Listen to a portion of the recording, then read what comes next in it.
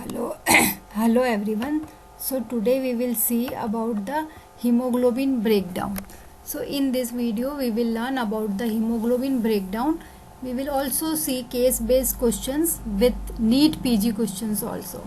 So come to the hemoglobin fate of hemoglobin. Under normal condition in human adults, some 200 billion erythrocytes are destroyed per day. Per day, this much erythrocytes are destroyed. A 70 kilogram human turns over approximately 6 gram of hemoglobin per day. 1 gram of hemoglobin give rise to 35 milligram of bilirubin, and the daily bilirubin formation in human is 250 to 350 milligrams. When hemoglobin is destroyed in the body, globin is degraded into constituent amino acid which are reused. So after the breakdown of hemoglobin, so heme is separated and globin is separated, and the globin is then degraded into different amino acids and which are reutilized. Iron of the heme, it enters iron pool and it is also reutilized. The iron free porphyrin portion of heme is degraded mainly in reticuloendothelial cells of liver, spleen and bone marrow. So heme now which are free porphyrin portion is degraded mainly in the reticuloendothelial cells of spleen, liver and bone. Now come to the steps of heme catabolism. The site for the catabolism is microsomal fraction of reticuloendothelial cells of liver, spleen and bone marrow. Two enzymes are involved. These are heme oxygenase and biliverdin reductase. Heme oxygenase is responsible for the addition of oxygen to the methyl bridge between pyrrole 1 and 2 or porphyrin of heme ring. So in heme there are porphyrins. So pyrrole ring 1 and 2 of that porphyrin, there is a methylene bridge. This methyl bridge is oxygenated. Then splitting of tetrapyrrole ring and green pigment biliverdin is formed. This carbon monoxide is produced by this reaction, which is source for endogenous carbon monoxide in the body. Then comes the role of biliverdin reductase, which reduces this methyl bridge of between pyrrole 3rd and 4th. So this was 1 and 2 are oxygenated and 3 and 4 are reduced. Yellow pigment then bilirubin is produced, and this takes place in cytosol. Now we will see the reaction. So in red blood cells, hemoglobin is dissociated after every 120 days into globin and heme. Globin is converted or degraded into amino acids which are reutilized, and heme is then iron part of the hemoglobin is reutilized and which comes up in iron pool. And the pyrrole ring, the porphyrin ring, is oxygenated by heme oxygenase to produce biliverdin. Then biliverdin reductase reduces the other two pyrrole rings to form bilirubin. In this way bilirubin is formed. So in presence of NADPH, it is oxygenated, and in presence of biliverdin reductase it is reduced. Now transport of bilirubin. So this bilirubin, it is formed in peripheral tissue, is transported to the liver by plasma albumin. So it binds with albumin and then only it transports in blood. Each molecule of albumin appears to have one high affinity site and one low affinity site for bilirubin. Bilirubin is in excess of this quantity can be bound only loosely and can be detached easily. Now metabolism of bilirubin. This occurs in liver. It is divided into three processes. The first is uptake of bilirubin by liver parenchyma. Second is conjugation of bilirubin with glucuronate in endoplasmic reticulum, and third is secretion of conjugated bilirubin into bile. Then the next step, after this three steps, this conjugated bilirubin in the intestine is converted into urobilinogen, and is in urine it is excreted in form of urobilin, and this urobilinogen is converted into stercobilinogen and stercobilin by intestinal flora and is excreted in stool in form of stercobilin. Now we see the complete pathway. In reticuloendothelial cells, this hemoglobin is converted into globin and heme. This heme is then converted into bilirubin. This bilirubin now transports in blood in form of bilirubin albumin complex. This bilirubin albumin complex then reaches liver, where it is conjugated with UDP glucuronate to form bilirubin diglucuronide. This then in bile it is excreted, and in intestine it is converted into urobilinogen. This urobilinogen is then converted into urobilin in kidney and is excreted in urine. Or this urobilinogen then is in large intestine, it is converted into stercobilinogen and then into stercobilin, and which is excreted in feces. So in this way the normal bilirubin metabolism takes place. Now hyperbilirubinemia. So hyperbilirubinemia are of two types, that is acquired and congenital. Acquired is again two types of jaundice and physiological jaundice. Jaundice is again of three types, that is hemolytic jaundice, hepatic jaundice and obstructive jaundice. When there is breakdown of blood, then hemolysis of blood takes place, then the jaundice is hemolytic. When liver cells, jaundice is because of liver cells, then it is hepatic jaundice. When there is obstruction in the excretion of bilirubin, then the jaundice is obstructive jaundice. Physiological jaundice, it is neonatal jaundice. Then congenital hyperbilirubinemia, it is again of two types, that is unconjugated hyperbilirubinemia and conjugated hyperbilirubinemia. Unconjugated is Gilbert syndrome and Klinger-Nazar syndrome.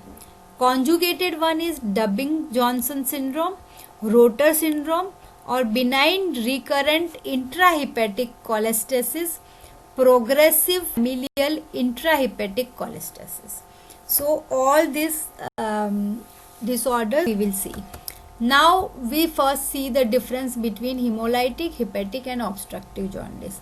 Hemolytic jaundice, it is due to the causes of hemolysis of RBC, abnormal RBC, mismatched blood transfusion, or deficiency of pyruvate kinase or glucose 6-phosphate dehydrogenase. Then hepatic jaundice, it is due to acute and chronic hepatitis by virus, hepatitis virus A, B, C, D and E, due to alcoholism, due to drug induced hepatitis, congenital defects such as Gilbert syndrome or Crigler-Nazar syndrome. Then obstructive jaundice, it is because of gallstones, atresia, carcinoma of head of pancreas, pressing bile ducts. So these are all the causes of hemolytic, hepatic and obstructive jaundice. Then we will see all other parameters: hemoglobin, RBC count and reticulocyte. You see, in hemolytic jaundice, RBC count and hemoglobin count is decreased, whereas reticulocyte count is increased, and in hepatic and obstructive it is normal. Then total bilirubin is increased in all the three hepatitis. Indirect bilirubin is increased in all the three hepatitis, whereas direct bilirubin is increased in hepatic and obstructive jaundice, whereas it is normal in hemolytic jaundice. Then urinary bile salts, it is absent in hepatic and hemolytic, whereas it is present in obstructive jaundice. Urinary urobilinogen, it is increased in hemolytic and it is normal or decreased in hepatic, whereas it is absent in obstructive jaundice. Urine bilirubin is absent in hemolytic jaundice, whereas present in both hepatic and obstructive jaundice. Then SGPT, SGOT, that is serum glutamate pyruvate transaminase, or you can say AST and ALT. These are normal in hemolytic jaundice and it are increased in manifold in hepatic jaundice. Whereas alkaline phosphatase, it is normal in hemolytic jaundice and it is increased 2 to 3 times in hepatic jaundice and it is increased manifold in obstructive jaundice. GTT and 5-NT, they are normal in hemolytic jaundice, they are slightly increased and here they are increased manifolds. In stool, the color of the stool is dark colored stool due to increased stercobilinogen, pale color due to low fecal stercobilin, and clay colored due to absence of urobilin and stercobilin. Others, that is splenomegaly, if intravascular hemolysis is there, PT is increased, albumin is decreased and chronic condition. Then xanthomas, due to increased cholesterol leaching, due to increased bile acid in blood, stimulate mast cells. So these are the total differences between hemolytic, hepatic and obstructive jaundice. Now the other two, Crigler-Najjar syndrome and Gilbert syndrome. You can see in Crigler-Najjar there are two types, type 1 and type 2. So in this serum bilirubin is 18 to 45. It is decreased in type 2, whereas it is much more decreased in Gilbert syndrome. Routine liver tests, they are normal in all the three. Response to phenobarbital, it is none, it is decreased and this is also decreased. And kernicterus, it is usual, it is rare and it is no. In hepatic histology, we see it is normal hepatic histology in all the three. Bile characteristics, now if we see the color of bilirubin fraction, it is colorless, more than 90% are unconjugated, whereas these are pigmented. Large fraction are monoconjugates. It is dark colored and mainly deconjugated. Then bilirubin UDP glucuronide transferase activity, it is absent, it is markedly reduced and it is reduced. Inheritance, it is recessive, this is also recessive and this is also recessive. Then we come to the difference in all these, that is Robinson-Johnson syndrome, Rotor syndrome and progressive familial intrahepatic cholestasis, these three, and then this is benign recurrent intrahepatic cholestasis. So here we see difference. The gene is ABCCA, this gene is SLCO1B1-SLCOB2. Here the gene are ATP8B1, ATP8, ABCB11 and ABCB4. Protein is MRP2, QATP1B1, OATP1B3 in rotor, and in this it is F1C1, in this it is BSAP, MDR3, F1, FIC1 and BSAP. And cholestasis, no, it is yes in progressive familiar hepatitic and it is episodic in benign. Then serum gamma glutamyl transferase, that is normal, in all it is normal. It is only increased in third type of PFIC, that is progressive familial intrahepatic cholestasis. Then serum bile acid, it is normal in both Dubenson's and Rotor syndrome, and it is increased in progressive familial intrahepatic cholestasis, and it is seen in episodes in benign recurrent intrahepatic cholestasis. Now we come to the case based questions. So the first question says, a newborn baby, it develops yellowish discoloration of skin and conjunctiva after 3 days of birth. The condition is handled by giving phototherapy. What type of jaundice is it? Name the biochemical test which help in its diagnosis.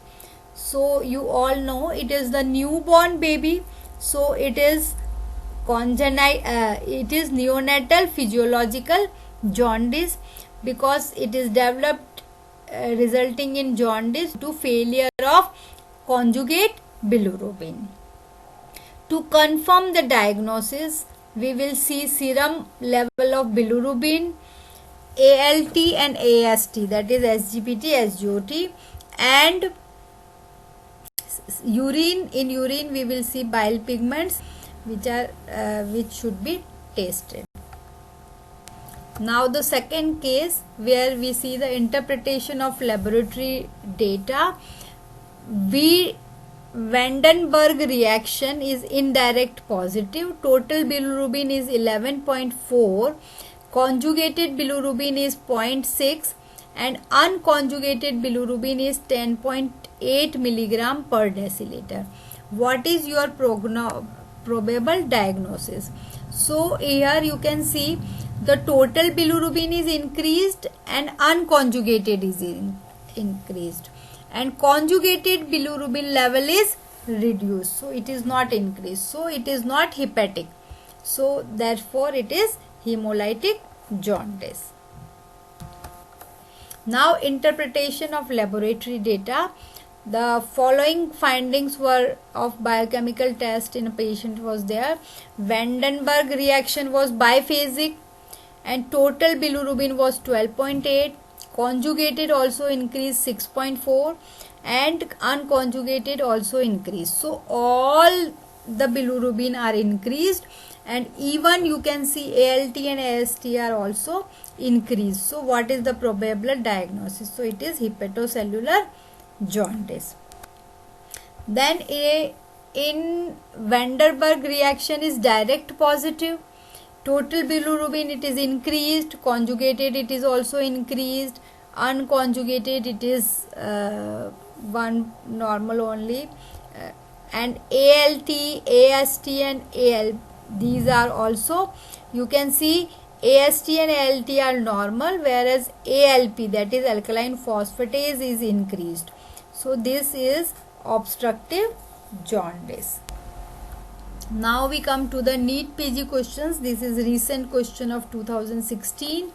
A 10-year-old boy presents with increased bilirubin in urine and no bilinogen.